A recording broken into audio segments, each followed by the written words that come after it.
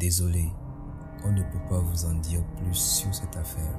Nous avons sorti un communiqué et allez le lire. C'est le conseil notre priorité et la raison de cette conférence de presse et non autre chose. Nous n'allons pas nous attarder sur cette histoire. Ma maison de production a été claire dans le communiqué. Aujourd'hui, je vais vous parler de l'histoire de Santinos Raphael. De toute la partie dont vous êtes forcément au courant, mais aussi de la partie dont il ne veut que personne ne sache.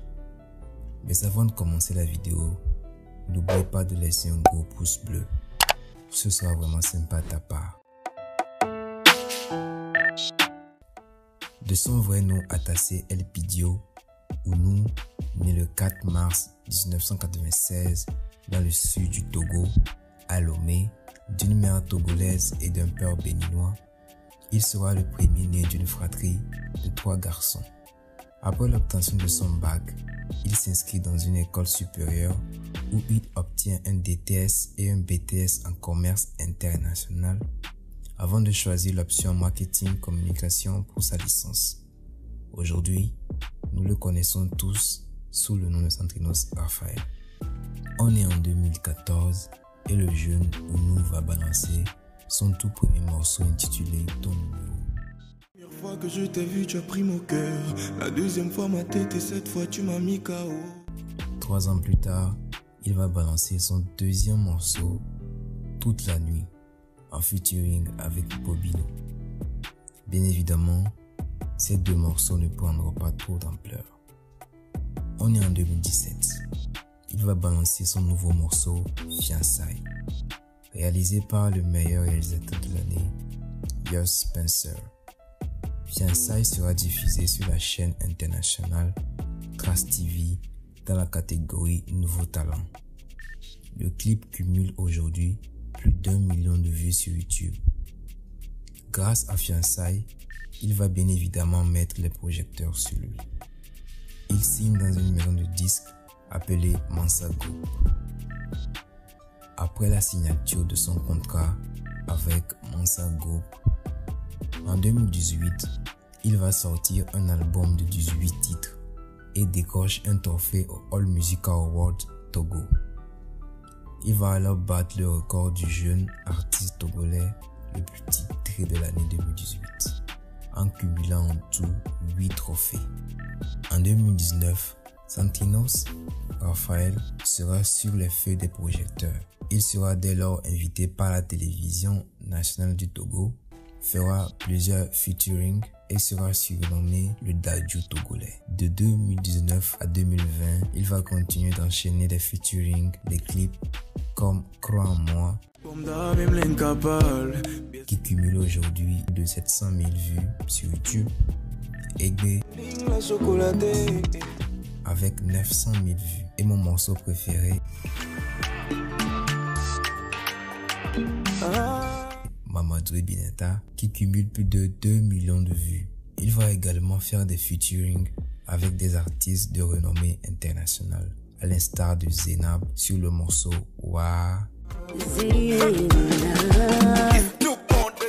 Il enchaîne rapidement avec un nouveau featuring avec le Stone Boy sur le morceau Monica.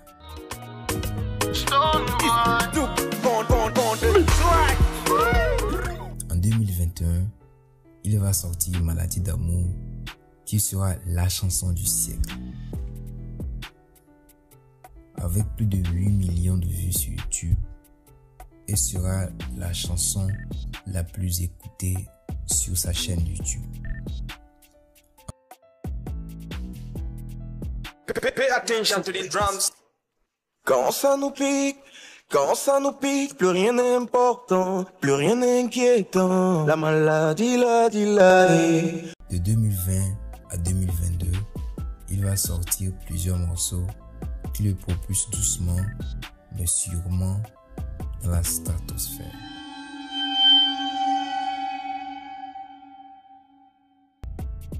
Une jeune fille prétend avoir été enceintée par le jeune prodige de la musique togolaise. Et d'après ses propos, cela se serait produit avant qu'il ne soit connu. Bon nombre d'internautes attendent toujours la réponse du chanteur face à cette affirmation. Mais jusqu'alors, personne ne sait réellement si cela est vrai ou faux. Dans une conférence de presse, l'artiste dit ceci: « Désolé, on ne peut pas vous en dire plus sur cette affaire. Nous avons sorti un communiqué et allez le lire. C'est le conseil notre priorité et la raison de cette conférence de presse et non autre chose. Nous n'allons pas nous attarder sur cette histoire. Ma maison de production a été claire dans le communiqué. » Bambino. Ce dernier accuse celui qu'il considérait autrefois comme frère d'avoir essayé de lui piquer sa petite amie, d'avoir fait sauter son compte Instagram. Notons qu'ils ont été auparavant des amis.